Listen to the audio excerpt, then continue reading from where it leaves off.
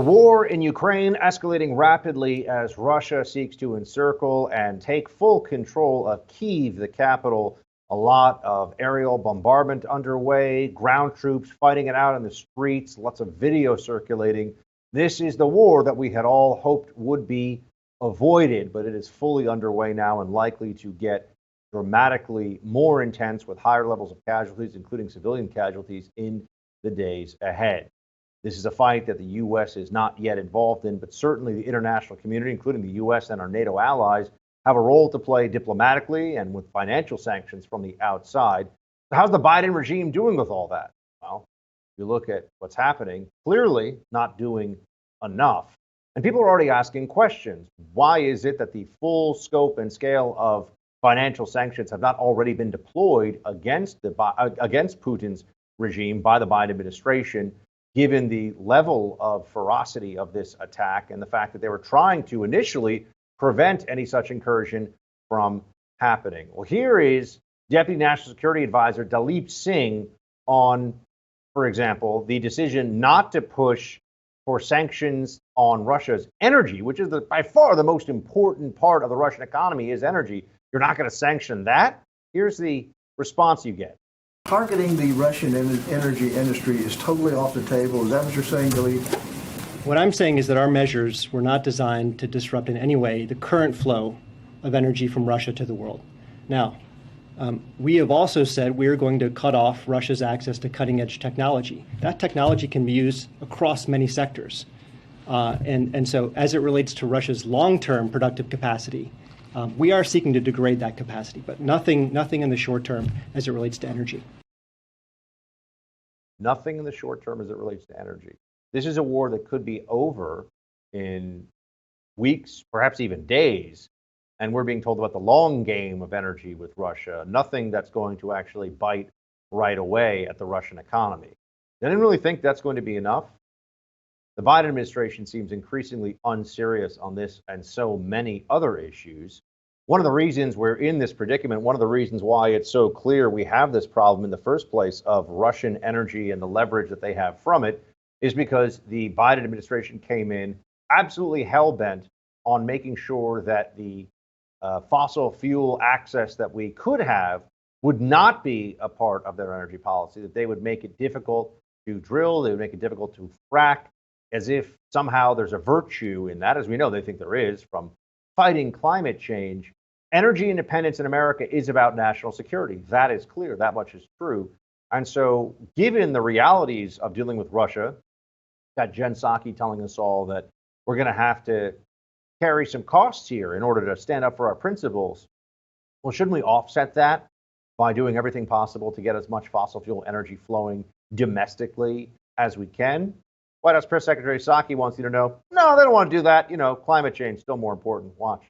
The president said today, the notion that this is going to last for a long time is highly unlikely. Would he try to ensure that by lifting some of the restrictions that he's put in place on the energy industry or rethinking some projects like the Keystone Pipeline? Well, first of all, the Keystone Pipeline is not flowing, so I'm not sure how that would solve anything. There's also plenty of oil leases that are not being tapped into by oil companies, so you should talk to them about that and why. But what the president's talking about is we certainly understand, and he said this today, right? May have been in response to your question, I don't remember, but if there's an invasion of another country by a big country, there's going to be impacts on the markets, right? And we certainly anticipated that, and we anticipate that as it relates to the global oil market as well. So that's why the president for weeks now has been engaging with a range of big global suppliers, some in the Middle East, others, to see what we can do to ensure there's supply out there in the market to reduce the impact on the American people. A lot of blather there. Why don't the American people know that they can count on the White House, any White House, to push for domestic energy production at a time when that is absolutely essential and will continue to be essential? Well, because they are ideologically invested against it, because these are libs, they're leftists, they're crazy. It doesn't matter to them what the reality is. They live in some alternate universe. Which then brings me to some of the other actions that the Biden regime took in the run-up to this Russian invasion of Ukraine, which, remember, Putin was going to be scared of Biden, Biden told us. Turned out that wasn't the case. What a shock. but also when it comes to rallying not just allies, but other states around the world. China, for example, on this issue. The Biden administration had been meeting with China, this according to the New York Times, over 3 months to show intelligence that Russia was preparing for an invasion so that they could get the Chinese to help us try to diplomatically and financially box out Russia from taking this kind of an action. You know what the Chinese response was? To not help us at all and to actually pass along to the Russians whatever sensitive information we gave to the Chinese. Because you see, these are now two countries that view themselves as increasingly in the same bunker, so to speak, and willing to work together to thwart the international community and certainly work together to undermine the U.S. globally. So this has just been an utter debacle up to this point. This has been a complete mess. The Biden administration, which prides itself on having so much dignity in its diplomacy, has been feckless and completely ineffective. But there are people on the left who realize that this is not a crisis that they can add to the list of growing crises that Biden and his team simply can't handle. Among them, Hillary Clinton, who trying to stand with the Democrats on this, say that Biden's handled the Ukraine crisis well. Why? There is no doubt that we were not in a position just a few years ago to rally anybody. And now with President Biden rallying NATO, rallying not only Western Europe and Eastern Europe, but far beyond those borders, to understand the very real threat that Vladimir Putin poses, and then to begin imposing sanctions that will ratchet up. And I think that is exactly what he should be doing. Exactly what he should be doing. Doesn't work so far. Haven't been able to figure this out up to this point. What makes anyone think that Joe Biden, who's been consistently wrong on foreign policy for over 40 years, what makes anyone think that he's all of a sudden going to be savvy on this? Get ready for the Democrats to show you who they really are, the people in charge making these decisions, the big voices of the Democrat Party, because this is going to continue to be a disaster. Ukraine is going to be a nasty war. It's going to be a lot of casualties. And Biden's going to look like a bystander, a bumbling buffoon, if anything. So what are they going to do? Start to blame Republicans in this country. Republicans who are not in charge, not a Republican president, not Republican control of Congress, but it's the GOP's fault. In fact, they're even willing to go to the lengths of slandering Republicans as somehow pro-Putin. Now, there have been many voices who have done this over the last week, notably Jon Stewart, the former comedian who now has a podcast, Joy Behar on The View, who's just a professional imbecile, and Hillary Clinton herself saying there are people giving aid and comfort to Putin. Watch. Well, Mika, I do think it's important to support both the Ukrainian military and then, depending upon what happens and how quickly events unfold, supporting those who are putting up resistance. But I want to make another point, which is that we have to also make sure that within our own country, we are calling out those people who are giving aid and comfort to Vladimir Putin, who are talking about what a genius he is, what a smart move it is, who are unfortunately being broadcast by Russian media, not only inside Russia, but in Europe, to demonstrate the division within our own country. He was referring to an interview that I did with Clay Travis earlier this week and President Trump, in which he referred to Putin's move here as genius. He was talking about the tactics of what Putin has done to outmaneuver Joe Biden. He also said very clearly in that interview, this would never have happened while he was president because he never would have allowed it because he clearly opposes it and thinks that it is awful. But why go into that context when you can actually just slander the former president and act like he's the problem? Joe Biden's in charge, not Donald Trump. But it's appalling what they're willing to do and say because their guy is failing. We can all see it. Coming up, we'll talk about the situation on the ground, Russia versus Ukrainian Defense Forces here with Bill Roggio of the Foundation for Defense of Democracy.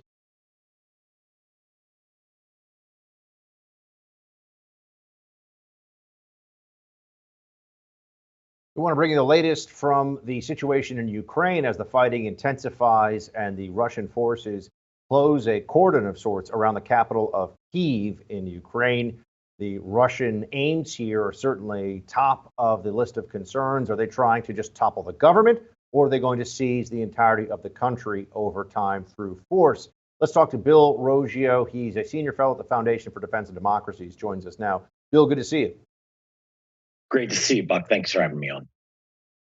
Let's just start with what do you make so far of the Ukrainian resistance as they've been able to mount it against the Russians? I've seen some reporting of 1,000 Russian casualties. Does that seem possible to you? What do you think about what we've seen so far in terms of the combat that's been underway? Yeah, this is really difficult to discern. You have a lot of information operations going on in both sides. But I would not be surprised if the Russians have taken 1,000 casualties. That would very likely be killed and wounded combined. This assault on Ukraine has been launched from 3 different directions, from the north, the east, and from the south. So you have you have tens of thousands of Russian troops. I've heard over 30,000 Russian to 40,000 Russian troops advancing. And this is so it wouldn't be surprising. The Ukrainians are putting up resistance. The last number I saw is they've taken around 140 soldiers. I think it was 140 soldiers and civilians killed. So usually you triple or multiply by 5 to 10 of the number of killed. You take that to the wounded. Right, so you're going to have significant casualties on both sides. This is a conventional war. This is not an insurgency like Afghanistan where there's plinking and it's 1 or 2 casualties a day. We're talking real warfare with aircraft, with tanks, with artillery. There's missile and rocket strikes, and then the Ukrainians. I think they're mounting the best defense they can.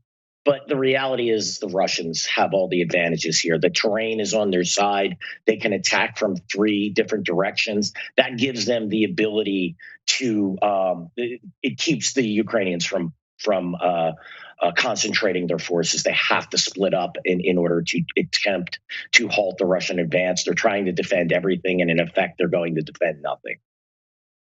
We know that the Minister of National Defense of Poland, Mariusz Błaszczak, has tweeted out that the convoy with the ammunition we had sent over to Ukraine has already reached our neighbors. We support Ukrainians. We stand in solidarity, and we firmly oppose Russian aggression. So they've sent arms already into this. What are the, if anything, Bill, are there some game changer, either munitions or just material support, things that could be sent that would help the Ukrainians substantially in this early phase of the conflict? In the early phase, I think the 2 most important weapon systems would be anti-tank missiles and anti-aircraft missiles. Those could slow down the Russian forces. But at the end of the day, I think if Russia decides to put all of its military weight behind this operation, what we're seeing right now is really just the advanced forces. They haven't advanced all over 140,000 troops that were on the border. We're talking maybe a third of their forces, maybe a quarter of their forces have entered Ukraine. This is the beginning of the operation. The Russians are shaping the battlefield right now. Those 2 types of weapons could prevent the anti-aircraft missiles, prevent Russian air superiority, or at least make the Russians make things more difficult for them to operate. And then Russian armor, Russian tanks, can be slowed, and if you could slow them down, that will help. But I'm of the mind that this war was lost back in 2014 when the Russians invaded the Crimea and the international community did nothing. I think the Russians have all the military edge here. It's just that we're just sort of watching this out. It's almost like last summer with Afghanistan. The Taliban was on the offensive. We were just counting the days before they took Kabul. Representative Jack Reed said this about Ukraine. My sense is in a matter of days, the capital, Kyiv, could fall. Watch. To date, the Ukrainians have been fighting fiercely in many places throughout the country. They're facing overwhelming odds, given the number of personnel the Russians have committed, the equipment they have, the air superiority they have. They can move through the air without any opposition. But I think we all should be impressed with the courage and the leadership of President Zelenskyy and the fighting spirit of the Ukrainian people. And that, I think, is probably giving, hopefully, the Russians sort of second thoughts about how quote unquote easy this would be. It's going to be difficult, but my sense is they're overwhelmingly forced that in a matter of days we could see the capital fall. If that's true and the capital does fall in a matter of days, Bill, do you think that the Ukrainian resistance, armed resistance, will continue in other parts of the country? Or is it likely that there'll be some effort at a negotiation between whatever's left of the Ukrainian government and Putin's regime? Yeah, first, I agree with Senator Reid's assessment there. Other than I think the Russians would not, Putin would not have gone on to this attack if he wasn't willing to take casualties. He's willing to do that. So the casualties will not give him pause, will not get him to stop this operation. If Kiev falls in the next couple of days, the Russians are on the outskirts of the city. They are fighting inside some neighborhoods. And again, this is just the advanced party that's there. The full might of the Russian military has not fallen on the capital. I do believe that they will continue to fight. They can fall back and move westward. That's where the terrain becomes a little bit more advantageous to them. But the question will be is how much forces will the Ukrainians commit to the current fight? How much will they keep in reserve? And will the West continue to support them if they're moving back? Whether they'll go into some type of resistance, an underground movement, I think that also is likely. But I don't think we're going to see what we saw in countries like Iraq or Afghanistan, where you'll have a bloody insurgency. I don't think us Westerners, and I include the Ukrainians in that, have that mindset, that way of war. It's something that a lot of us, not you and I, Buck, but a lot of Americans, a lot of Westerners have lost. They've lost the understanding that wars are battles of wills, they're commitments. Just wanted to have you react to this. This was a flashback with Joe Biden back before he became commander in chief about the threat of what would happen if Trump became president to our national security. Watch this one. It's going to take a hell of a lot of work to make up for all the damage he's done internationally and nationally.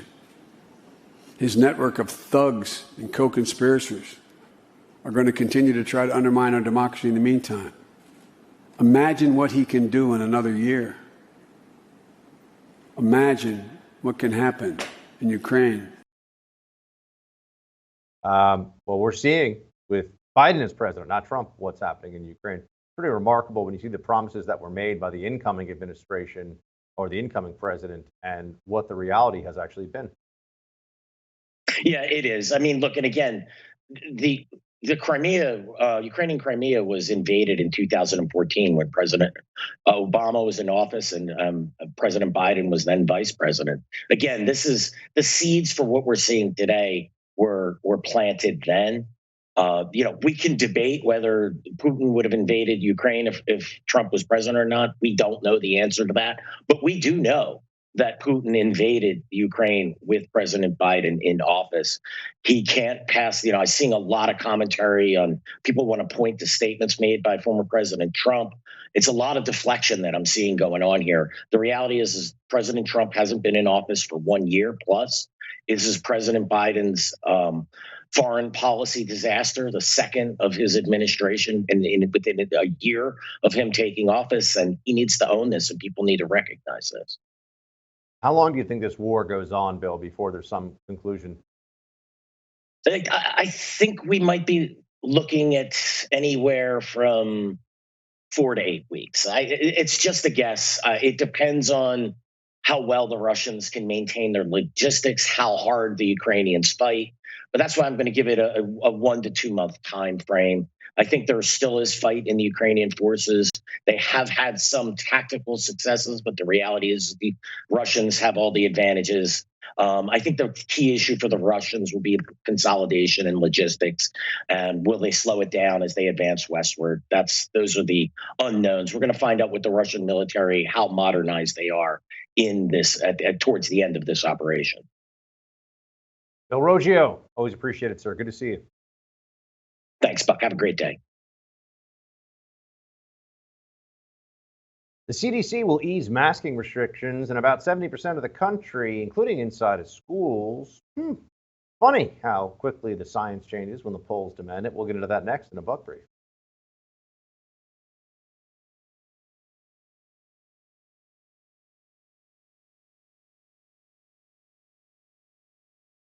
Let's not forget that we've been in a 2-year-long battle against a virus, COVID virus, its variants, its mutations. How's it all going? We were told that it was 2 weeks to slow the spread with some of these mitigation measures. Then it turned into basically 2 years. What does the data tell us about how successful we were or weren't in actually stopping all this madness? Well, friends, in the Buck Brief, we'll explain. Stay with me.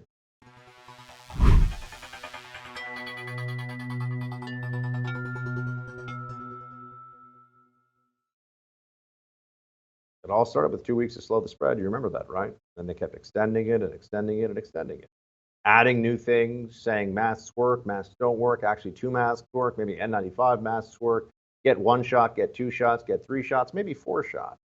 Social distance, 6 feet, 3 feet, 20 feet, no feet, all kept changing all the time. They kept saying the science changed. That's quite strange because they never actually had any science to point to that had changed. It was just what they felt like at any point in time based upon the data that we could all see. We also know the CDC continues to hold back critical data about things like the effectiveness, or lack thereof, of booster shots for a large contingent of the population.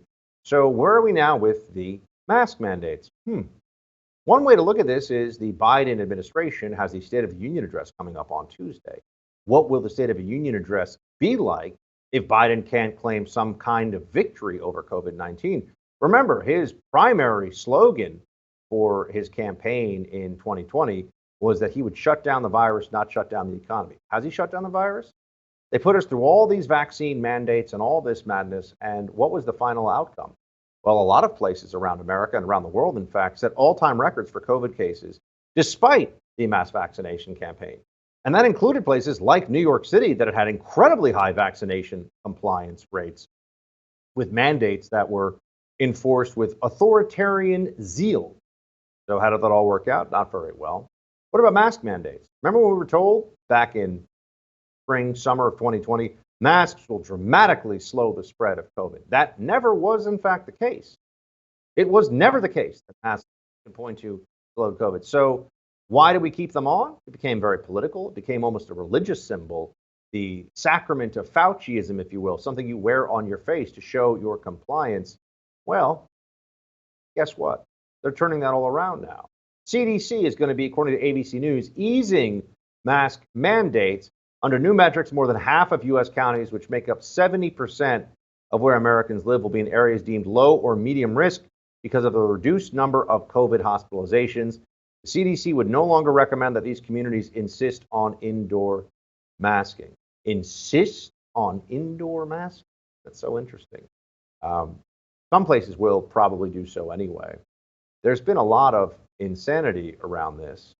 That's been the case for a long time. People have refused to understand what's so plainly obvious to anyone, which is that mask mandates do not work. They did not work. They have never worked. They will not work. But a lot of folks think they're very, very smart who are supporting this for 2 years, and they don't want to think to themselves, maybe we were not as clever as we thought. Maybe we should have thought long and hard about what the realities were here. New York, for example, has, as of today, New York City has dropped its, get ready for this, folks, outdoor mask mandate for schools. Now, the CDC, even in the spring of 2021, said that outdoor masking probably doesn't make a whole lot of sense. It goes beyond that. They actually can't even prove any real number of cases from outdoor masking in the first place. There have been massive outdoor venues, outdoor rallies where people have gathered together, and there were not super spreader events. We all know this. And we just saw at the Super Bowl, there were all kinds of celebrities and fancy people who were gathered together in close quarters, unmasked, and that's at a massive open air venue. So why would children still be masked up in schools? Because Democrats thought that this was a way to show their virtue. We're going to keep the kids safe by effectively abusing them, which is really what happened here. Outdoor mask mandates never made sense. The fact that here we are 2 years into the pandemic and children still had an the indoor mask mandate is stupid. Outdoor mask mandate is insane. Just insane. No justification for it whatsoever. But here's what's going on. You've got COVID cases declining in the US just almost 20% from last week. They're down over 60% nationwide. And I do think that this is where we are starting to see the reality play out here of politics in real time. They know that with cases declining rapidly and people really tired of all these restrictions, the cases didn't decline because of restrictions. That's obvious. The virus ran its course of about 8 to 12 weeks, which is usually what has happened in the past. You get a surge for a few months, then it goes down. A surge and it goes down. It's not mitigation measures, because places that put the measures in place and others that don't, no difference between them. So mask mandates were absurd all along. Meanwhile, Rochelle Walensky, who's trying to desperately hold on to whatever credibility she has, put out this tweet. Overall risk of severe disease due to COVID-19 is generally lower with widespread population immunity through vaccination boosters and prior infection. We also have more tools, testing, high-quality masks, more treatment, improved ventilation. Almost none of that stuff made any difference whatsoever. I mean, some of it's zero different. The testing does what exactly? People are testing multiple times over the course of a week just because they're neurotic. It was absurd.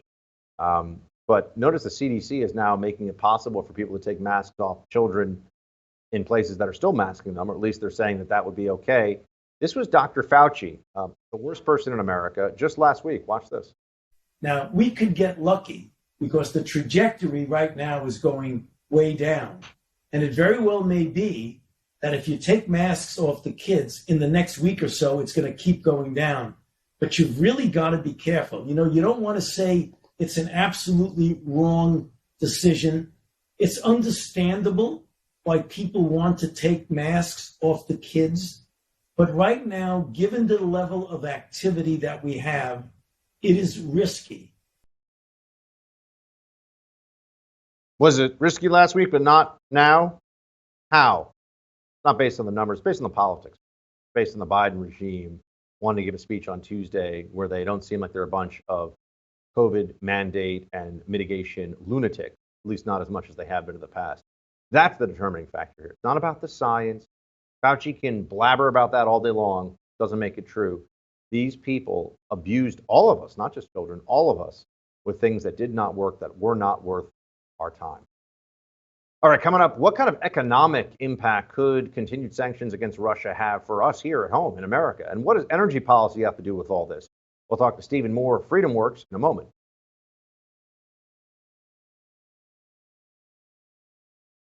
What will the economic impact be of continued sanctions against Russia at a time when the U.S. is already suffering from inflation, rising prices, and unsteady markets, to put it mildly? What will this mean for us? Will there be more pain at the pump, more pain everywhere you buy stuff? Because, as Jen Psaki said, it's costly to stand on principle. What will this mean? Well, we're talking to Stephen Moore about this. He is a senior economic contributor at FreedomWorks. Stephen, thanks for being with us. Thank you. So what should folks expect? I mean, national gas price today, $3.57, $2.68. This is the national gas price average. It was $2.68 last year at this time, $3.57 now. That's a pretty substantial increase in a year's time. Will the price go up if the current trends hold? And how much do you think they could go up? Well, currently the price of oil in the international markets is somewhere around $100 a barrel.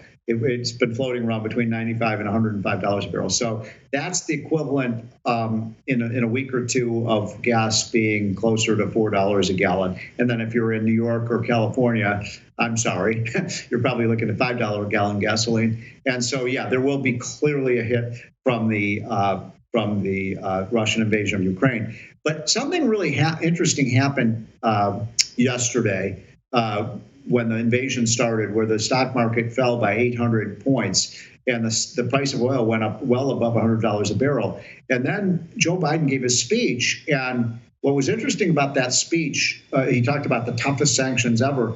Well, they really weren't so tough. And he basically said, well, we're not going to put sanctions on Russian oil and gas. And so then the price of oil fell because that meant the supply would continue. And Wall Street loved that. The problem is if you want to really put the hurt to Russia and punish them for invading Ukraine, you have to go after their energy sector. And Biden chafed at that. And so now you've got a situation where the stock market actually rallied, but what is this going to do about, the situation in Ukraine? They are penalties without any teeth. And so I do think we're going to see an increase in the gas price, but this means that this crisis could go on a lot longer. So do you think that there's a way right now that the Biden administration could actually have some effect on what the price of gas is? Because in his speech, he said just yesterday, he'll do everything he can to try to ameliorate, mitigate the pain that we may feel at the pump. I mean, here's a reporter who asked Jen Psaki in the West Wing, hey, is Biden rethinking, basically just being hostile toward energy production as a general policy matter? Here's how that exchange went, Steve. Would he try to ensure that by lifting some of the restrictions that he's put in place on the energy industry, or rethinking some projects like the Keystone Pipeline? Well, first of all, the Keystone Pipeline is not flowing, so I'm not sure how that would solve anything. If there's an invasion of another country by a big country, there's going to be impacts on the markets, right? And we certainly anticipated that, and we anticipate that as it relates to the global oil market as well. So that's why the president, for weeks now, has been engaging with a range of big global suppliers, some in the Middle East, others, to see what we can do to ensure there's supply out there in the market to reduce the impact on the American people. So are they kind of coming around to drill, baby, drill, as we used to say here? You think they're going to start to change their tune a little bit on this one, Stephen? So, it's important for people to understand what's going on here. Okay, here's the real story. Joe Biden came into office 13 months ago, and he declared war on American energy. So we reduced our oil and gas output. We've reduced our oil output by about 2 million barrels a day.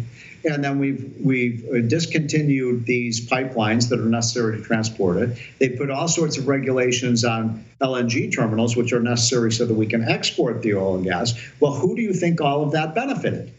Well, obviously it benefited Putin, right? He's the big winner there, because when we produce less energy, then of course and the price of oil goes up, Putin is the big winner.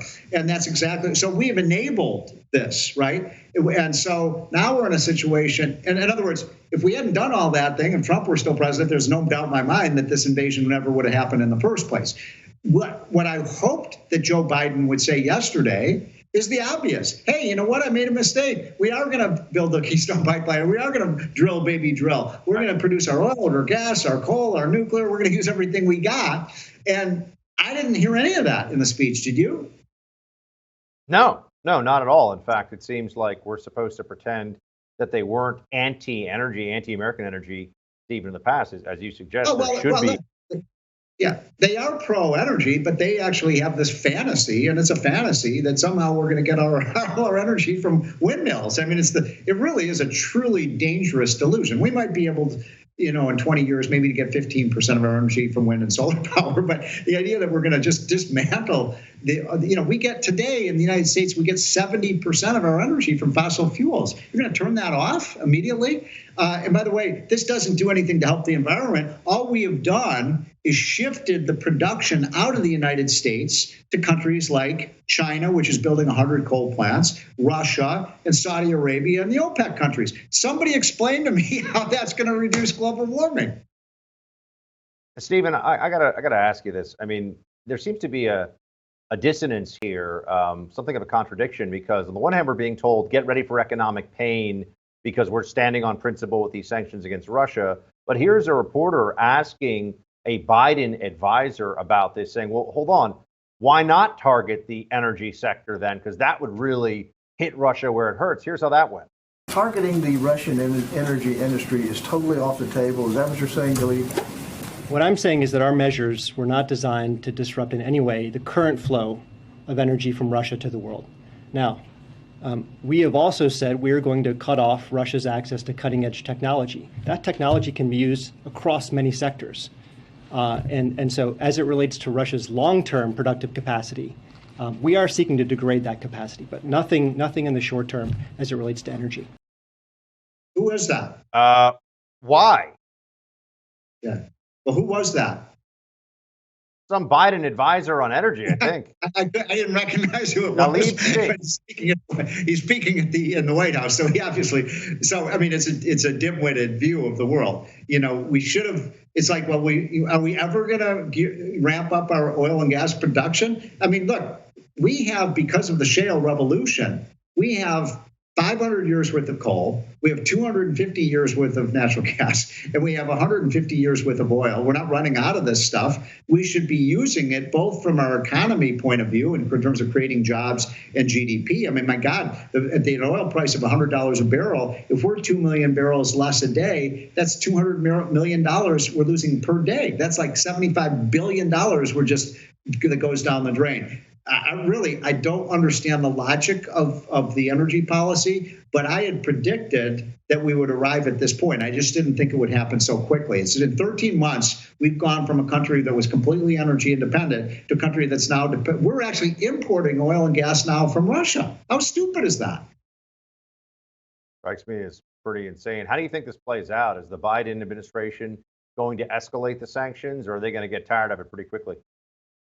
Well, remember what I said at the outset, that the only sanctions that are really going to hurt Putin is to go after his energy. By the way, who do you think owns those energy fields in Russia? Putin does. We're making him the richest person in the world. And the guy is a menace to society. So you've got to put some sanctions on their energy production. That's 40% of their economy. The sanctions that we did put on him were little slaps on the wrist. Stephen, thanks for being with us from FreedomWorks. Thanks so much. I wish I had a happier message, but I think it is. You used the word, not me, but I think it's the appropriate one. It's insane what we're doing in America right now, and we should be getting back to making America the #1 energy. You know, when I used to talk to Trump about it, he'd say, I don't just want to make America energy independent. I want America to be the energy dominant country in the world. And we could be, and we should be. Well, I agree. Thanks so much, Stephen. Okay, thank you. Another problem over at CNN, and a heartfelt video of a Ukrainian dad will bring a tear to your eye. We got that coming up in Quick Hit.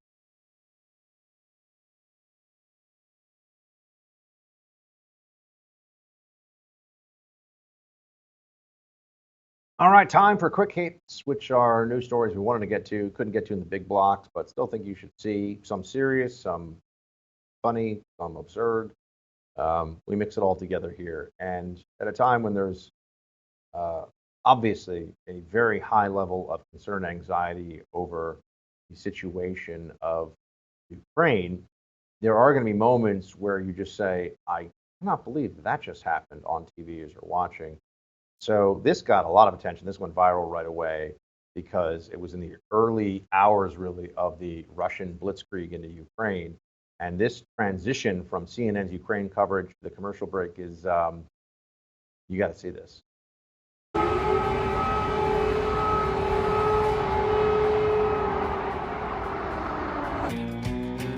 And a little bit of chicken fried, cold beer on a Friday night, a pair of jeans that fit just right. Not good. Not good. Sometimes scheduling stuff like that can happen, but you got to be a little more on the ball than that. A little more of a transition for that audience, I would say. Unfair to Applebee's too. You know, they're just trying to tell people chicken. Sure, it's pretty good. But anyway, that was a rough one, given the coverage that we've already seen. In this country, there are a lot of people on the left, predominantly, who take what are actually popular stands that will only raise their profile, help them professionally, allow them to make more money, and they want to be treated like heroes for it. They think that they're speaking truth to power when really they're just showing their wokeness to get more wokeness points. And that often results in, as I said, professional benefits, a whole range of things going their way. That is not the case if you are a Russian citizen, a person who is carrying a Russian Federation passport, and you publicly speak out right now against what's going on. Andrei Rublev, who is a world-class tennis player, wrote when he advanced to the finals of the USTA tournament whatever it is, the tennis association that runs the global tournaments, advanced to the final in Dubai. Rublev wrote this on the screen of or on the camera, I should say, that was covering the event. Watch. 2 sets, but Rublev said not so fast.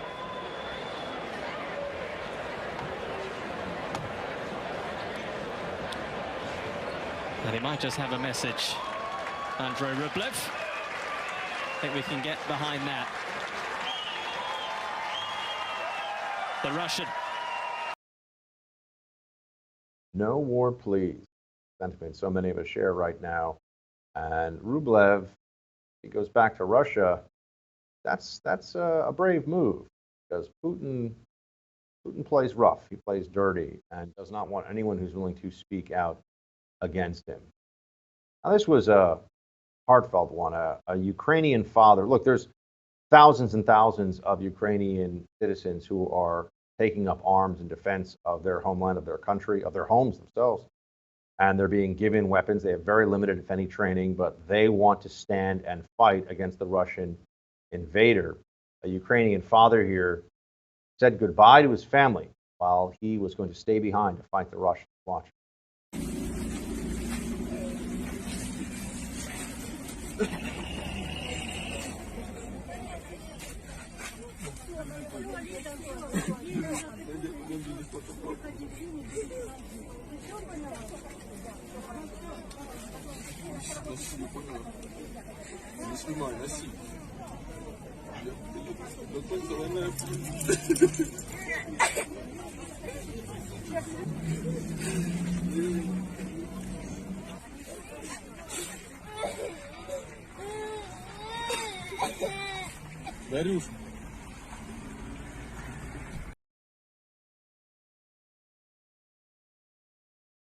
Part of the cost of Putin's war of aggression. These are fathers, husbands, brothers out there now defending their homes against the Russian war machine. For what? For what? Why is Putin doing this? Question a lot of us have been asking for a long time. Then there's this from ESPN. Former heavyweight champion, boxing champion Vitaly Klitschko, who's the mayor of Ukraine's capital city of Kyiv, plans to take up arms to defend against Russia's invasion, along with his brother Vladimir. So the Klitschko brothers, two famous world-class boxers, are staying behind to fight against Ukraine. These guys are millionaires. They're famous. They don't have to be there at all. They're staying to fight. So there are people who are stepping up in defense of their homeland all across Ukraine. We'll pray for the people of Ukraine tonight and pray for a speedy end to this conflict. Absolute bare minimum loss of life possible. Thanks for being here with me on Hold the Line. Appreciate you spending the time with us as always. The No Spin News with Bill O'Reilly is up next. Fields High.